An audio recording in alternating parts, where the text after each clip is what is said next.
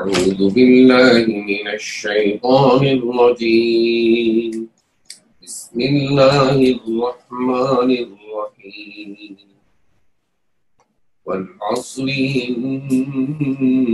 إن الإنسان لفي خسر إلا الذين آمنوا وعملوا الصالحات وتواصوا بالحق وتواصوا بالصبر صدق الله العظيم. ونصلي على رسوله الكريم.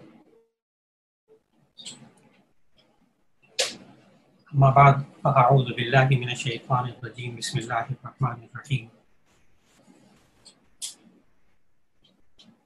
يا أيها الذين آمنوا اتقوا الله حق تقاته ولا تموتن إلا وأنتم مسلمون صدق الله العظيم. اللہ رب العزت نے ہم سب کو دین اسلام کی تعلیم و تربیت کے اس سبق میں شریک ہونے کی توفیق عطا فرمائی. اللہ تعالیٰ اسے قبول فرما لے. اس سلسلے میں ہم سب سے پہلے ایمانیات کے شعبے میں بات کرتے ہیں اور ایمان کی جو علامات ہیں وہ ہم نے گزشتہ سبق میں ان کا مطالعہ کیا. آج ہم یہ بات معلوم کرنا چاہیں گے کہ ایمان کا خلاصہ کیا ہے. آسان الفاظ میں ہم اگر ایمان کے بارے میں جانچنا چاہیں کہ اعلیٰ درجہ ہمیں ایمان کا پتہ چل گیا، اب ادنا درجہ ایمان کا کیا ہے. نبی صلی اللہ علیہ وسلم نے وہ ادنا درجہ بھی ہمیں بتایا. چنانچہ صحیح مسلم میں حضرت ابو سعید خدری رضی اللہ تعالیٰ عنہ سے روایت ہے کہ نبی صلی اللہ علیہ وسلم نے فرمایا: من رأى منکم منکرا فلیغیر بیدہ فإن لم يستطع فبلسانہ فإن لم يستطع فبقلبہ وذلك اضعف الایمان، او کما قال علیہ السلام. کہ نبی صلی اللہ علیہ وسلم نے فرمایا جو کوئی تم میں سے کوئی بری بات دیکھے فلیغیر بیدہ، تو اس کو اپنے ہاتھ سے بدلنے کی کوشش کرے، درست کرنے کی کوشش کرے، روکنے کی کوشش کرے. ہاتھ سے مراد یہاں محدثین نے طاقت بھی لی کہ اس کے پاس جو اختیارات ہیں اسے استعمال کر کے اس برائی کو روکنے کی کوشش کرے.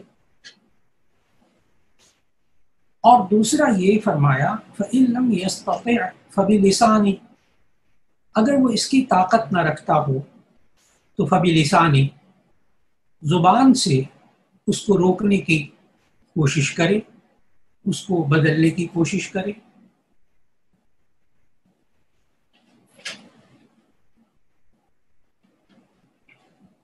اور اگر وہ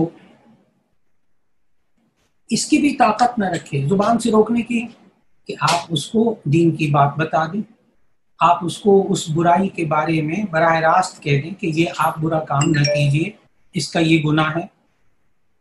آپ براہ راست ان کو یہ بتا دیجئے کہ دیکھیے اس گناہ سے توبہ اور استغفار کر لیجئے، آئندہ نہ کریں. آپ یوں بھی کہہ سکتے ہیں کہ اس گناہ یہ جو آپ غلط بات کر رہے ہیں اس کا نبی صلی اللہ علیہ وسلم نے، اللہ تعالیٰ نے یہ گناہ بتایا ہے، آپ یہ نہ کریں. مختلف طریقے اور حالات ایسے بنا دیے جائے، زبان کے ذریعے نصیحت کر دیجئے، تو ایسی صورت میں انشاءاللہ العزیز یہ دوسرا کام بھی آسانی سے ہو سکتا ہے کہ ہم زبان سے روک دیں.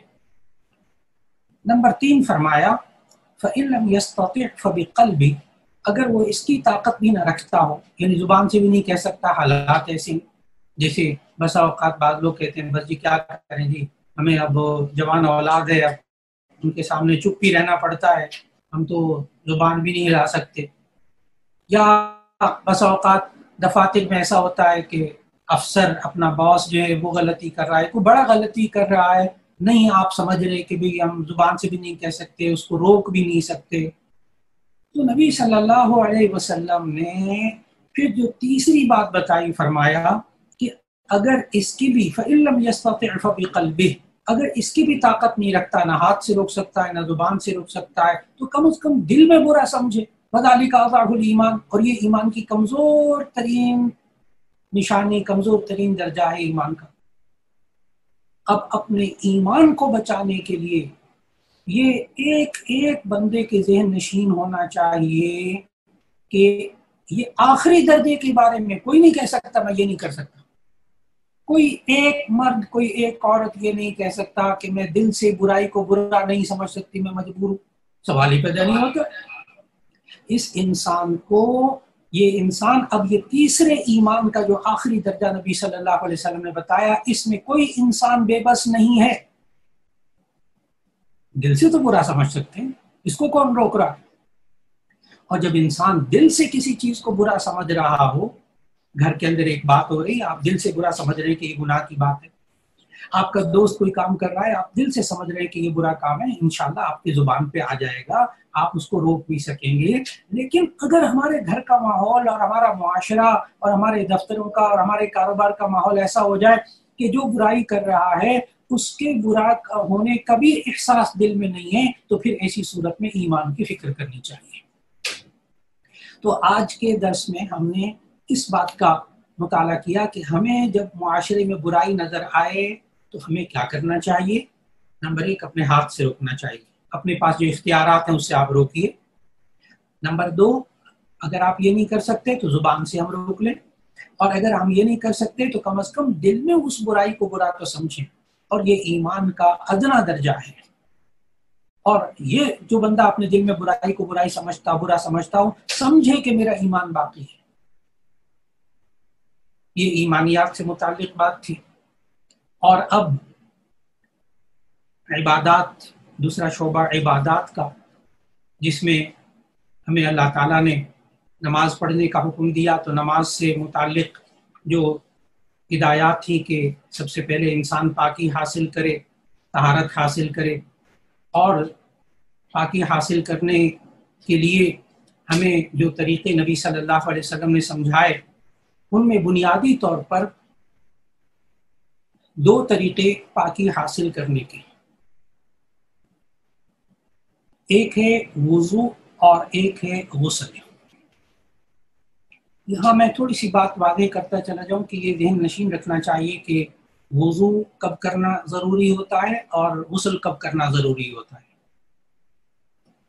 اصل میں جو ناپاکی ہے اس کی 2 قسمیں ہیں۔ یہاں سے بات پوری سمجھ میں آئے گی، پوری بات ذہن میں رکھیں گے تو پھر غسل اور وضو دونوں کے حقیقت تک آپ پہنچ جائیں گے کہ ناپاکی 2 طرح کی ہے۔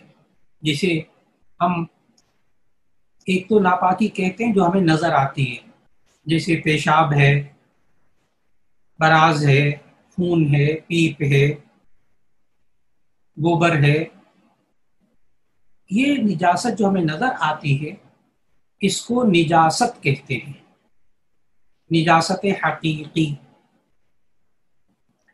اور ایک ہوتی نجاست حکمی جو آپ کو نظر نہیں آتی،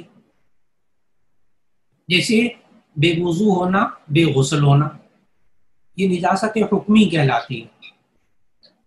اس کو کہتے ہیں حدث، حدث، ہا دال سا، حدث۔ اور حدث کی پھر 2 قسمیں ہیں، یعنی نجاست حکمیہ کی 2 قسمیں ہیں۔ ایک ہے حدث اصغر اور ایک ہے حدث اکبر۔ حدث اصغر کا معنی ہے بے وضو ہونا، اور حدث اصغر کا معنی ہے بے غسل ہونا۔ یہ اب ہمارے سامنے 2 رخ آ گئے بات کے۔ ہمیں نماز پڑھتے ہوئے نجاست سے بھی پاک ہونا ہے، اس کا طریقہ استنجا کا پورا ہم نے پڑھ لیا، نجاست سے اپنے بدن کو پاک کرنا ہے، اور ایک حدث سے اپنے آپ کو پاک کرنا ہے۔ اور حدث سے پاک کرنے کے لیے ہمیں سمجھنا ہوگا کہ حدث کی 2 قسمیں ہیں، ایک ہے حدث اصغر اور ایک ہے حدث اکبر۔ حدث اصغر یہ کہتے ہیں بے وضو ہونا، تو اب پہلے ایک بات سمجھ لیجئے کہ بے وضو انسان کب ہوتا ہے، کیسے ہوتا ہے، آسان باتیں. اچھا اس بات کو اگر آپ ذہن میں رکھیں گے نا تو پھر آپ کو ایک اور بات بھی سمجھ میں آ جائے گی خود بخود کہ وضو ٹوٹتا کیسے ہے. اس کو کہتے ہیں نواقض وضو. وضو ٹوٹتا کیسے، وضو کو توڑنے والی چیزیں کون سی ہیں؟ نمبر 1 پیشاب کرنا، نمبر 2 پاخانہ کرنا، نمبر 3 بدن کا ہوا بدن سے خارج ہو، نمبر 3 منہ بھر کے قے آنا، منہ بھر کے قے کرنا،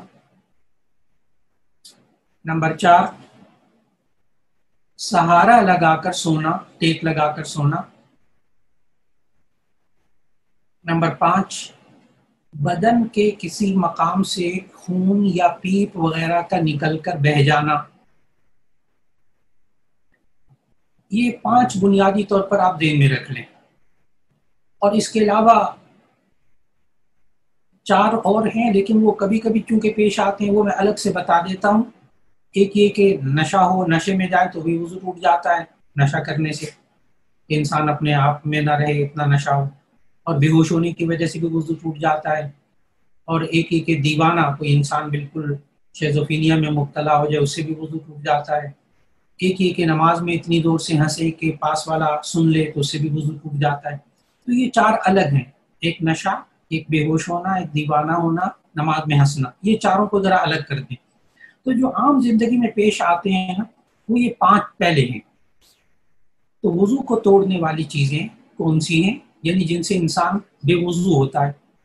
پیشاب، نمبر 2 پاخانہ، نمبر 3 ہوا کا بدن سے نکلنا، نمبر 3 منہ بھر کے قے کرنا، نمبر 4 سہارا لگا کر سونا، نمبر 5 بدن کے کسی مقام سے خون یا پیپ وغیرہ کا نکلنا. اب کسی بندے کو اب وضو اگر وہ کرنا چاہے تو اس کو پھر اب وضو کا پورا طریقہ سمجھائیں گے بھی. اور اسی طرح جب غسل کی بات آئے گی تو پھر اس وقت یہ بات سمجھنی ہوگی کہ غسل کن چیزوں کی وجہ سے واجب ہوتا ہے اور غسل کا طریقہ کیا ہے. بس ہم جب یہ 2 باتیں سمجھیں گے تو اسی صورت میں ہمیں نماز کی تیاری کے لیے طہارت کا عمل جو ہے وہ مکمل ہو جائے گا انشاءاللہ. پہلے ہم وضو کو لے لیتے ہیں کہ ہم نے یہ سمجھا کہ وضو کو توڑنے والی چیزیں کون سی ہیں، یعنی بے وضو انسان کون سا ہوتا ہے. یعنی انسان حدث اصغر سے پاکی حاصل کرنے کا جو طریقہ ہے وہ وضو کہلاتا ہے. بس یہ پوری بات اب مکمل ہو گئی کہ حدث اصغر کس کو کہتے ہیں؟ بے وضو ہونے کو. اور اس سے پاک ہونے کا طریقہ ہے وضو کرنا. اب وضو کے بارے میں ہم بات کرتے ہیں. سب سے پہلے وضو کے فرائض ذہن میں رکھنے چاہیے کہ وضو کے کل 4 فرض ہیں. بس یہ بہت ضروری ہے جی، تاکہ اس کے بغیر ایک بھی چیز چھوٹ جائے گی نا تو وضو نہیں ہوگا. 4 چیزیں بس. اور یہ اللہ تعالیٰ نے ہمیں قرآن مجید میں سورہ مائدہ کی آیت نمبر 6 میں وضو کے 4 فرض اللہ تعالیٰ نے خود بتائے. یا ایھا الذین آمنوا اذا قمتم الی الصلاۃ فاغسلوا وجوہکم وایدیکم الی المرافق وامسحوا برؤوسکم وارجلکم الی الکعبین. اب میں ترجمہ کرنے لگا ہوں تو پھر اس کے بعد پھر میں الگ سے بھی 4 فرض انشاءاللہ بتاتا ہوں. تو وضو کے 4 فرض سورہ مائدہ کی آیت نمبر 6 میں ہیں.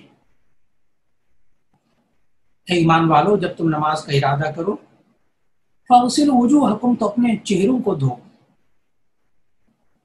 وایدیکم الی المرافق نمبر 2 اپنے دونوں ہاتھوں کو کوہنیوں سمیت دھو، نمبر 3 وامسحوا برؤوسکم اپنے سروں پر مسح کرو، نمبر 4 وارجلکم الی الکعبین دونوں پاؤں کو ٹخنوں سمیت دھو لو. اب جناب وضو کے 4 فرض ہو گئے. بس یہ بار بار اس لیے اصرار کر رہا ہوں کہ آپ یاد رکھ لیجیے گا کہ وضو کرتے وقت 4 فرض پورے ہو گئے نا. باقی وضو کی اب ہم سنتیں پڑھیں گے انشاءاللہ آئندہ درس میں. وہ 13 سنتیں ہیں، وہ الگ بات ہوگی انشاءاللہ. لیکن ان سنتوں کو میں سے کوئی چھوٹ جائے گا تو آپ کا وضو ہو جائے گا، آپ نماز پڑھ سکیں گے۔ یہ وضو کے 4 فرض اس وقت بھی کام آتے ہیں جب آپ کے پاس پانی تھوڑا ہو۔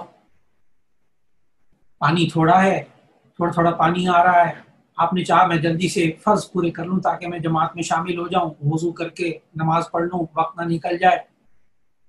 تو 4 فرض کیا ہوئے؟ نمبر 1 چہرے کا دھونا۔ یہ چہرہ، اس کی حد کیا ہے؟ چہرہ کس کو کہتے ہیں؟ پیشانی کے بالوں کے اگنے کی جگہ سے لے کر ٹھوڑی کے نیچے تک، اور ایک کان کی لو سے دوسرے کان کی لو تک، یہ کہلاتا ہے چہرہ۔ میں نے 4 حدیں بتا دی چہرے کی، پیشانی کے بالوں سے لے کے ٹھوڑی کے نیچے تک، اور ایک کان کی لو سے دوسرے کان کی لو تک، یہ کہلاتا ہے چہرہ۔ اس کو دھونا 1 بار فرض ہے۔ نمبر 2 دونوں ہاتھوں کو کونیوں سمیت دھونا 1 مرتبہ، یہ بھی فرض۔ نمبر 3 سر کے چوتھائی حصے کا مسح کرنا، یہ فرض۔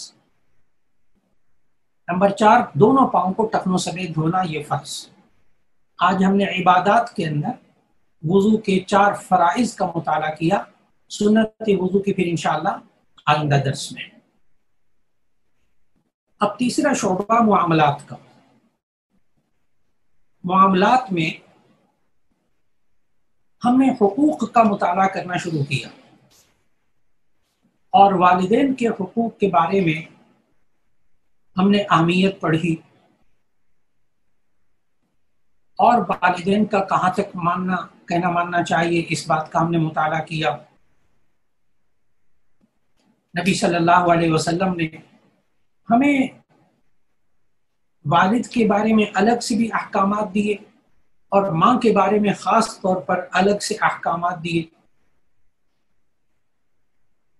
آج کے درس میں ہم والدہ کو خاص طور پر اہمیت کے ساتھ نبی صلی اللہ علیہ وسلم نے جو ہمیں احکامات دیے، وہ ایک حکم تو ہمیں معلوم ہوتا ہے اس حدیث سے جو حضرت بہز ابن حکیم رحمہ اللہ اپنے والد سے اور اپنے دادا سے روایت کرتے ہیں کہ میں نے رسول اللہ صلی اللہ علیہ وسلم سے پوچھا کہ میں احسان کا معاملہ کس کے ساتھ کروں، میں کس کے ساتھ اچھا سلوک کروں؟ آپ صلی اللہ علیہ وسلم نے فرمایا اپنی ماں کے ساتھ۔ راوی کہتے میں نے پھر پوچھا کس سے نیکی کروں؟ فرمایا اپنی ماں سے۔ میں نے تیسری مرتبہ پھر اپنے سوال کو دہرایا تو آپ صلی اللہ علیہ وسلم نے فرمایا اپنی ماں کے ساتھ اچھا سلوک کرو، نیکی کرو۔ میں نے پھر چوتھی مرتبہ پوچھا کہ کس سے بھلائی کروں؟ آپ صلی اللہ علیہ وسلم نے فرمایا باپ کے ساتھ، پھر جو قریبی رشتہ دار ہو وہ مقدم ہے۔ اب اس حدیث میں نبی صلی اللہ علیہ وسلم نے ہمیں ماں باپ میں سے ماں کی اہمیت بہت زیادہ بتائی۔ کیا آپ اچھا سلوک کرنا چاہتے ہیں؟ ماں کے ساتھ کریں، پھر والد کے ساتھ اچھا سلوک کریں، پھر جو قریبی رشتہ دار ہو اس کے ساتھ اچھا سلوک کریں۔ اور پھر نبی صلی اللہ علیہ وسلم نے ہمیں سمجھایا کہ حضرت عبداللہ ابن عباس رضی اللہ تعالیٰ عنہ سے روایت ہے صحیح مسلم میں کہ جو نیک اولاد بھی اپنے ماں باپ پر محبت بھری ایک نظر ڈالتی ہے اس کے بدلے میں اللہ تعالیٰ اس کو ایک حج مقبول کا ثواب عطا فرماتا ہے۔ اس وقت وہاں راوی کہتے لوگوں نے پوچھا، صحابہ نے پوچھا اے اللہ کے رسول صلی اللہ علیہ وسلم اگر کوئی ایک دن میں 100 مرتبہ بھی نظر ڈالے تو یعنی 100 حج کا ثواب ملے گا؟ تو آپ صلی اللہ علیہ وسلم نے فرمایا کہ ہاں اگر کوئی 100 بار ایسا کرے تب بھی اللہ تعالیٰ بہت بڑا ہے اور ہر عیب سے بالکل پاک ہے، یہ نبی صلی اللہ علیہ وسلم نے ارشاد فرمایا۔ پھر اس کے بعد ابن ماجہ میں اور سنن ابی داؤد میں ایک روایت ہے کہ ایک شخص رسول اللہ صلی اللہ علیہ وسلم کی خدمت میں حاضر ہوا اور عرض کیا یا رسول اللہ صلی اللہ علیہ وسلم میرے پاس مال ہے اور میرے باپ کو میرے مال کی ضرورت ہے۔ رسول اللہ صلی اللہ علیہ وسلم نے فرمایا تمہارا مال اور تم اپنے والدین کے لیے ہو، بے شک تمہاری اولاد تمہاری پاک کمائی ہے، اس لیے تم اپنی اولاد کی کمائی سے بلا تکلف کھاؤ۔ تو اس طرح نبی صلی اللہ علیہ وسلم نے جو مال ہے وہ یوں سمجھے انسان کے ہمارے باپ ہی کا مال ہے، ہمارے والد ہی کا مال ہے، یہ ماں باپ ہی کے لیے سب کچھ ہے جو اللہ نے دیا ہوا ہے۔ لیکن اگر انسان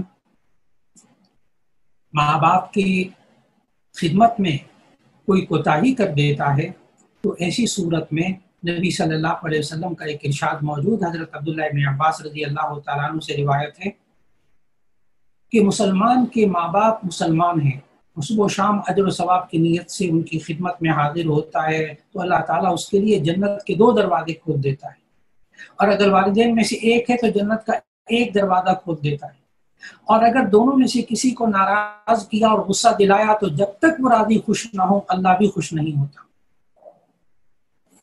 اللہ رب العزت ہمیں ماں باپ کی قدر کرنے کی توفیق عطا فرمائے۔ لیکن اگر ماں باپ دنیا میں نہ رہیں تو پھر ایسی صورت میں ہمیں کیا کرنا چاہیے؟ ایک شخص نبی صلی اللہ علیہ وسلم کی خدمت میں حاضر ہوئے، عرض کیا یا رسول اللہ صلی اللہ علیہ وسلم، کیا والدین کے مرنے کے بعد بھی ان کے ساتھ اچھے سلوک کی کوئی صورت باقی رہ جاتی ہے؟ تو نبی صلی اللہ علیہ وسلم نے فرمایا ہاں، ان کے لیے دعا کرنا، ان کے لیے استغفار کرنا، ان کی کوئی وصیت ہو اس کو پورا کرنا، ان کے رشتہ داروں سے اچھا سلوک کرنا، اور والدین کے دوستوں کی تعظیم کرنا۔ یہ مشکات شریف میں سنن ابی داؤد کی روایت موجود ہے کہ ان کے دوستوں کی بھی تعظیم کرنا، یہ ماں باپ کے روانہ ہونے کے بعد دنیا سے، یہ ان کے لیے۔ پھر بخاری شریف کی ایک روایت الادب المفرد میں امام بخاری نے نقل کی کہ والدین کی خدمت کا یہ بھی بقیہ حصہ سمجھنا چاہیے کہ ان کے انتقال کے بعد ان کے ملنے والوں سے اچھا سلوک کیا جائے۔ اللہ رب العزت ہمیں ماں باپ کے ساتھ اپنے معاملات کو درست کرنے کی توفیق عطا فرمائے۔ اور اب چوتھا شعبہ معاشرت کا، جس میں ہم آداب مختلف زندگی کے اس کا مطالعہ کرتے ہوئے ہم سلام کے بارے میں مطالعہ کر رہے تھے کہ سلام کرنے کے کیا آداب ہوتے ہیں۔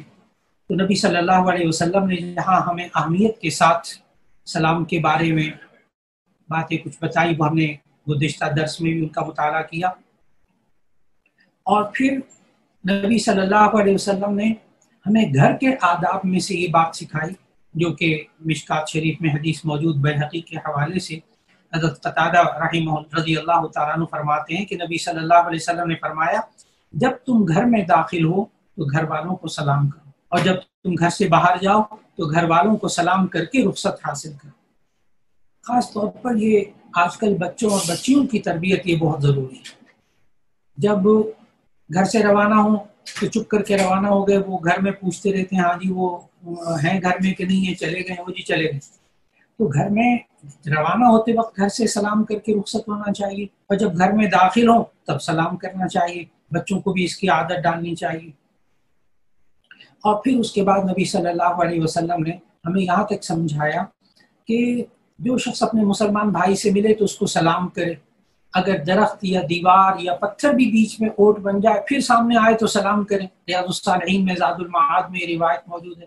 یعنی اگر تھوڑی دیر بعد، اب لوگ یہی کرتے ہیں بس صبح ایک دفعہ سلام ہو گیا تو بس اب باقی دنوں میں سلام نہیں کرنا، یہ بھی ایک دفاتر میں بھی ایک عجیب سا معمول ہے۔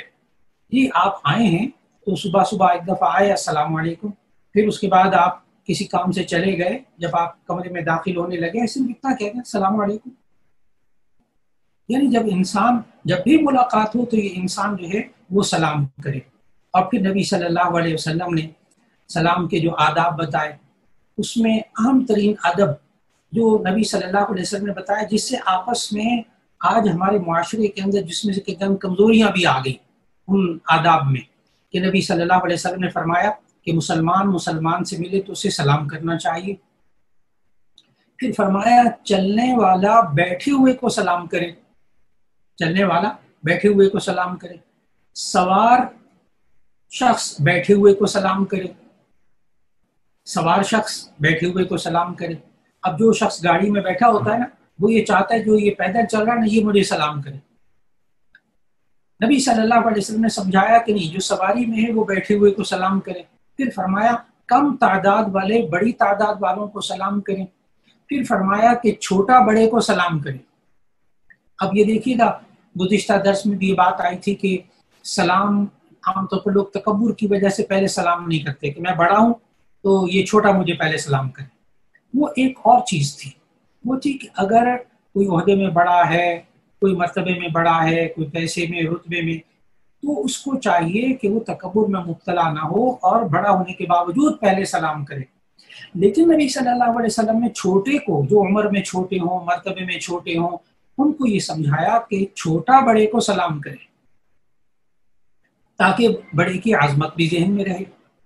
फिर नबी सल्लल्लाहु अलैहि वसल्लम ने फरमाया कि इतनी ज़ोर से सलाम करना कि मुखातब सुन ले, ये भी नबी सल्लल्लाहु अलैहि वसल्लम ने सिखाया।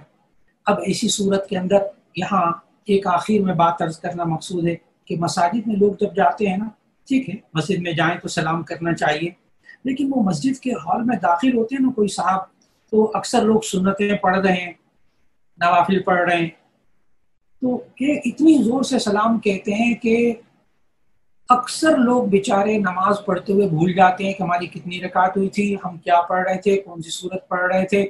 वो सलाम सुनकर जवाब तो दे नहीं सकते, तो इसलिए मस्जिद में जब दाखिल हों तो उस वक्त सलाम करने का अदब ये है कि मस्जिद में दाखिल होकर सलाम कर लिया जाए इतनी आवाज़ से कि लोगों की नमाज ख़राब ना हो और लोगों की तवज्जो ना पलटे और जो करीब हैं वो सुन लें।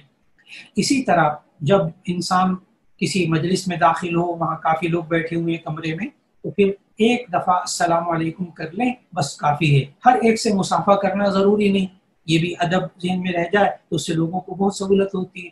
वरना कभी अक्सर ऐसा होता है मीटिंग हो रही हो या घर में बहुत सारे लोग बैठे, एक बंदा आया, हर एक से मुसाफा कर रहा, फिर दूसरा आया, फिर तीसरा आया, तो वो बहुत दिक्कत महसूस होती है। तो इसलिए भी अदब के जब काफ़ी लोग हों तो पर एक दफ़ा अस्सलाम वालेकुम कह लें, बस सबके साथ सलाम हो गया। अल्लाह ताला हमें इस मुआशरत के आदाब को भी ज़हन नशीन करने और फिर उस पर अमल करने की तौफीक अता फरमा दे। अब पांचवा शोबा अखलाकियात का, और उसमें हम गुज़िश्ता दर्स में अखलाकियात में से एहसान के बारे में, अखलाकियात यानी अच्छी आदतें, उन अच्छी आदतों में से एक आदत एहसान करना, दूसरे के साथ अच्छा सलूक करना, उसके बारे में कल हमने आयात का मुताला किया था कि अल्लाह ताला ने कुरान मजीद की मुख्तलिफ आयात में एहसान करने का, अच्छा सलूक करने का हुक्म दिया, और नबी सल्लल्लाहु अलैहि वसल्लम ने अपने इरशादात में भी लोगों के साथ अच्छा सलूक करने का हुक्म दिया। एक तो वो मशहूर हदीस कि नबी सल्लल्लाहु अलैहि वसल्लम ने फरमाया, इरहमु मन फिल अर्द यरहमकुम मन फिस समा, तुम अहले ज़मीन पर रहम करो, अल्लाह तुम पर रहम करेगा। ये इंसान आज किसी के साथ अच्छा सलूक करे तो ऐसी सूरत में अल्लाह इसके साथ अच्छा सलूक करेगा। और फिर उसके बाद नबी सल्लल्लाहु अलैहि वसल्लम ने फरमाया, बुखारी शरीफ की रिवायत है कि जिस शख्स को ये पसंद हो कि अल्लाह उसे क़यामत की दिन तकलीफ़ों से निजात दे तो उसे चाहिए वो तंग दस्त को मोहलत दे और मकरूज को मुआफ़ कर दे। यानी क्या मतलब, आप से किसी ने पैसे लिए, आपने देखा कि ये तंग दस्त है, इस वक्त फ़िलहाल इसकी तंगी है, अभी नहीं दे सकता कर्ज, आपने उसको मोहलत दे दी और कहा ठीक है कोई बात नहीं, 1 महीने बाद 6 महीने बाद दे देना। आपने मोहलत दी, एहसान किया, अच्छा सलूक। और मकरूज को जो शख्स मुआफ़ कर दे, यानी एक बंदा देखे कि ये मैंने इसको दिया तो था, अब ये वापस नहीं कर सकता, इस बेचारे के हालात अब है ही नहीं ऐसे और आइंदा भी कोई तवक्को नहीं, उसको मुआफ़ कर दिया, तो अल्लाह ताला क़यामत के दिन इस बंदे को तकलीफ़ों से निजात अता फरमा देगा। नबी सल्लल्लाहु अलैहि वसल्लम खुद एहसान के पैकर थे, जिंदा पैकर, और ये यहाँ तक कि नबी सल्लल्लाहु अलैहि वसल्लम अपने दुश्मनों के साथ भी एहसान का सलूक करते थे। और मक्का वालों ने कितने कितने बड़े जुल्म ढाए नबी सल्लल्लाहु अलैहि वसल्लम पर, लेकिन जब नबी सल्लल्लाहु अलैहि वसल्लम को कुदरत हुई फतह मक्का के मौके पर बदला लेने की, तो नबी सल्लल्लाहु अलैहि वसल्लम ने उनको मुआफ़ कर दिया। नबी सल्लल्लाहु अलैहि वसल्लम के जानी दुश्मन जो थे उनको भी नबी सल्लल्लाहु अलैहि वसल्लम ने फतह मक्का के मौके पर मुआफ़ कर दिया। अब हम जिंदगी के अंदर किस किस तरीके से एहसान कर सकते हैं, उसकी मुख्तलिफ सूरतें। एक सूरत तो ये है कि मुसीबत ज़दगान को मुसीबत से निजात दिलाना, صحیح مسلم کی حدیث کے نبی صلی اللہ علیہ وسلم نے ارشاد فرمایا جو کوئی کسی کی ایک مصیبت کو دور کرتا ہے اللہ تعالیٰ قیامت کے دن اس کی مصیبتوں میں سے بھی ایک مصیبت کو دور کر دے گا۔ اسی طرح محتاجوں کی مدد کرنا۔ تیسرا طریقہ برائی کا بدلہ اچھائی سے دینا۔ کوئی آپ کے ساتھ برا سلوک کرے آپ اس کے ساتھ اچھا سلوک کریں، یہ بھی نبی صلی اللہ علیہ وسلم نے سکھایا۔ چوتھا طریقہ احسان کا یہ ہے دوسروں کو حق سے زیادہ دینا، جس کا جو حق ہے وہ دے دیا، یہ تو کہلائے گا عدل، انصاف، اور اس کے حق سے بڑھ کر اس کو دینا یہ کہلاتا ہے احسان۔ اور پھر عفو درگزر، معاف کرنا، درگزر کر دینا، یہ بھی احسان ہے۔ اللہ تعالیٰ نے سورہ نحل کی آیت 126 میں فرمایا کہ اگر تم بدلہ لینا چاہو تو لے دو، لے سکتے ہو، لیکن اگر تم معاف کر دو تو یہ بہتر ہے۔ اسی طرح احسان کوئی آپ کے ساتھ کرے، آپ اس کے جواب میں احسان کریں، اچھا سلوک کریں، یہ احسان کا بدلہ اتارنا یہ بھی احسان میں شامل ہے۔ لیکن یاد رکھیے گا کہ نبی صلی اللہ علیہ وسلم سے ایک دفعہ کسی صحابی نے پوچھا یا رسول اللہ صلی اللہ علیہ وسلم اگر ہمارے ساتھ کوئی برا سلوک کرے تو کیا ہم اس کے ساتھ برا سلوک کر سکتے ہیں؟ تو نبی صلی اللہ علیہ وسلم نے فرمایا لا تکونوا امعۃ، تم اماں مت ہو جاؤ، لوگوں کے دیکھا دیکھی کرنے والے، جیسا دوسرا کر رہا ہے ویسا میں کروں، ایسے نہ ہو جاؤ۔ پھر فرمایا اگر کوئی تمہارے ساتھ اچھا سلوک کرے تم بھی اس کے ساتھ اچھا سلوک کرو، تو یہ ہے بدلہ اتارنا، اور اگر تمہارے ساتھ کوئی برا سلوک کرے تم اس کے ساتھ اچھا سلوک کرو تو یہ ہے احسان۔ اسی طرح انسان احسان کرنے کے بعد پھر اس کو جتلائے نہ، اس لیے کہ اللہ تعالیٰ نے سورۃ البقرہ کی آیت 262 میں ارشاد فرمایا یا ایھا الذین آمنوا لا تبطلوا صدقاتکم بالمن والاذی، اے ایمان والو تم اپنے صدقات کو اور تم اپنی عبادتوں کو احسان جتا کر ضائع مت کرو۔ کسی کے ساتھ اچھا سلوک کیا اب اس کو جتانا نہیں ہے، ورنہ وہ انسان کا کیا ہوا احسان جو ہے وہ اللہ کے ہاں ضائع ہو جائے گا۔ اللہ رب العزت ہم سب کو دین اسلام کی ان تمام باتوں پر عمل کرنے کی توفیق عطا فرمائے۔ وآخر دعوانا ان الحمد للہ رب العالمین۔